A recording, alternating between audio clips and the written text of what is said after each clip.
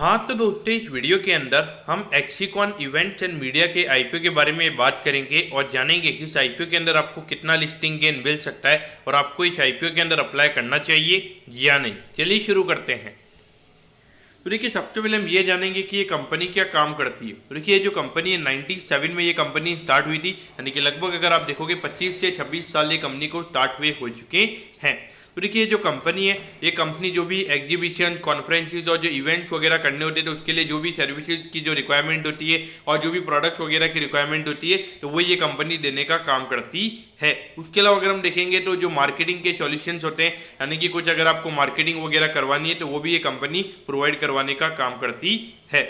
अगर हम देखेंगे तो ये जो इवेंट्स वगैरह होते हैं तो इसके अंदर कंपनी क्या चीज़ें प्रोवाइड करवाने का काम करती है। देखिए, जो स्टील के जो एसी के जो स्ट्रक्चर्स होते हैं वो ये कंपनी प्रोवाइड करवाने का काम करती है। ऑक्टानॉम सिस्टम्स हो गया, फिर फ्लोरिंग हो गया, कारपेट्स हो गया, फिर उसके अलावा जो पूरा जो मॉड्यूलर रजिस्ट्रेशन का जो सेटअप होता है वो ये कंपनी करके देती है। फिर जो नॉर्मल लाइटिंग वगैरह होती है, साउंड लाइट वगैरह और जो वीडियो वगैरह सब रहता है। और उसके अलावा आपने देखा होगा कि जो सीसीटीवी कैमराज वगैरह लगते हैं तो वो ये सारी सर्विसेज ये कंपनी प्रोवाइड करवाने का काम करती है।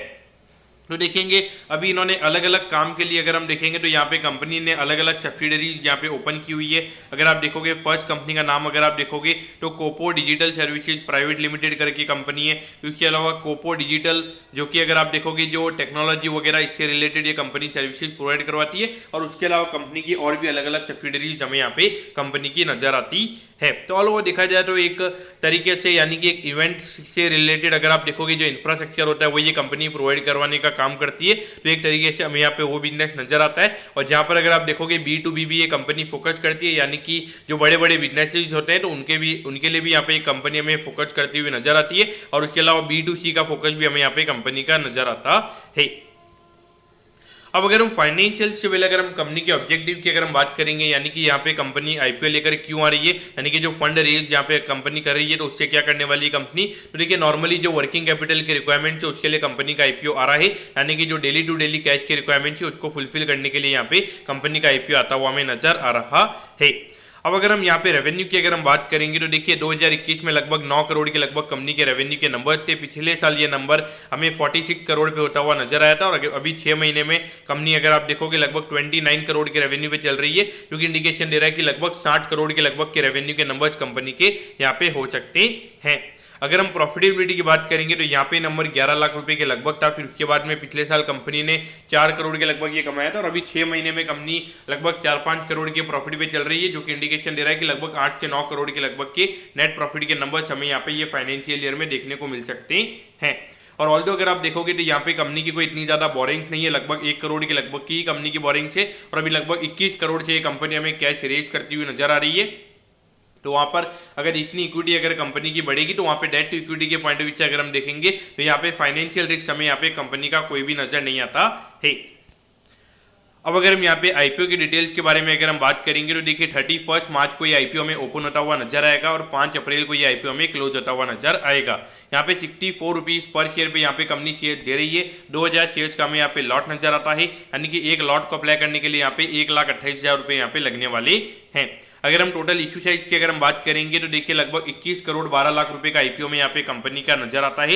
इसमें से अराउंड अगर हम रिटेल कोटा की अगर हम बात करेंगे अराउंड 35% की लगभग का रिटेल कोटा में यहाँ पे कंपनी का नजर आता है, यानी कि लगभग 7 से 8 करोड़ के लगभग का ही रिटेल कोटा में यहाँ पे कंपनी का नजर आता है। और ये कंपनी BSE के एसएमई प्लेटफॉर्म पे ये कंपनी हमें लिस्ट होती हुई नजर आएगी।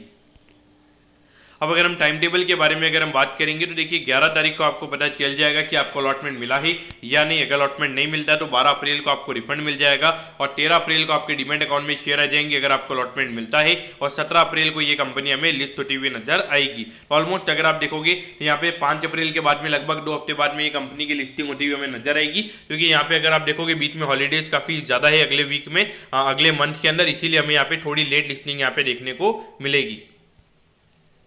तो यहाँ पर अगर हम देखेंगे तो एक लॉट को अप्लाई करने के लिए यहाँ पे 1,28,000 रुपये यहाँ पे आपको लगने वाले हैं। और रिटेल कैटेगरी के अंदर आप मैक्सिमम एक लॉट ही अप्लाई कर सकते हो, क्योंकि रिटेल कैटेगरी के अंदर मैक्सिमम जो लिमिट रहती है वो 2 लाख की रहती है। और अगर आप यहाँ पे 2 लॉट लगाने जाओगे तो वहाँ पे 2,56,000 रुपीज यहाँ पे हो जाएंगे। तो इसीलिए अगर आपको यहाँ पे 2 लॉट की एप्लीकेशन अगर आपको लगानी है तो आपको HNI कोटा में एप्लीकेशन लगानी पड़ेगी। तो देखिए अगर HNI कोटा यहाँ पे 10-11 टाइम से ज्यादा अगर सब्सक्राइब हो जाता है तो वहाँ पे मेरे ख्याल से HNI कोटा में अप्लाई करने का मेरे ख्याल से कोई वहाँ पे मतलब नहीं रहेगा।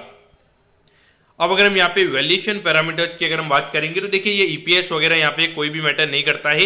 हमें ये देखना है कि क्या मार्केट कैप पे ये कंपनी का IPO में आता हुआ नजर आ रहा है। तो देखिए अराउंड 75 से 80 करोड़ के लगभग के मार्केट कैप पे ये कंपनी का IPO आ रहा है। और अगर हम पिछले साल की अगर हम कंपनी की अर्निंग्स की अगर हम बात करेंगे लगभग 4 से 5 करोड़ की अर्निंग्स हमें यहाँ पे कंपनी की नजर आती है। तो देखिए अगर हम 4 करोड़ के हिसाब से अगर हम देखेंगे तो लगभग 20 का P रेशियो था। और अगर हम 5 करोड़ के हिसाब से अगर हम देखेंगे तो लगभग 16 का P रेशियो में यहाँ पे कंपनी का यहाँ पे पिछले 12 महीने के हिसाब से नजर आता है। और अगर हम यहाँ पे फॉरवर्ड पी की अगर हम बात करेंगे तो अगर 8 करोड़ की अर्निंग्स अगर कंपनी की फाइनेंशियल ईयर में होती है तो उस हिसाब से लगभग 10 का P रेशियो में यहाँ पे कंपनी का नजर आता है। तो वैल्यूएशन के पॉइंट ऑफ व्यू से अगर हम देखेंगे तो एक नॉर्मल काइंड ऑफ वैल्यूएशन पे कंपनी का IPO आ रहा है। और अगर हम देखेंगे तो काफी छोटी कंपनी 75 से 80 करोड़ का ही मार्केट कैप यहाँ पे रहेगा। तो वहाँ पे अगर हम देखेंगे तो पोटेंशियल जो गेन्स होते हैं यानी कि 10 से 15% के जो ऊपर के गेन्स होते हैं वो भी हमें यहाँ पे देखने को मिल सकते हैं।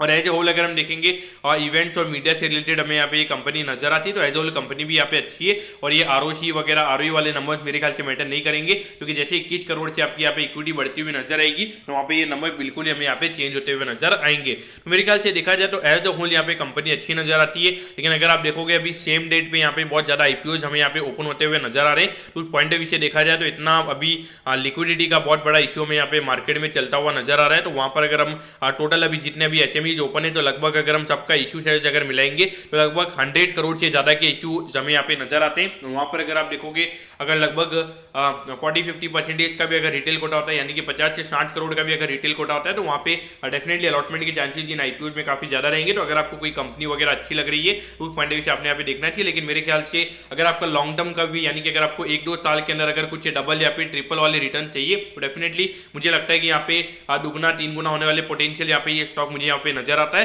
लेकिन मुझे नहीं लगता कि यहाँ पे अभी लिस्टिंग के पॉइंट ऑफ व्यू से यहाँ पे कोई डबल रिटर्न्स आपको यहाँ पे मिलेंगे। लिस्टिंग पे हो सकता है कि अगर मार्केट थोड़ा यहाँ पे लिस्टिंग के जब ये कंपनी की लिस्टिंग होती है तब मार्केट अगर थोड़ा स्टेबलाइज होता है तो वहाँ पे 15-20% के लिस्टिंग आपको वहाँ पे मिल सकते हैं। तो दोस्तों मैं बताऊं कि एक्सीकॉन इवेंट मीडिया के IPO के बारे में आपको सब कुछ समझ में आ गया होगा। अगर आपकी कोई भी क्वेरीज है आप कमेंट कीजिए, मैं जरूर आपके कमेंट पर रिप्लाई करूंगा। ओके दोस्तों, thank you, have a nice day.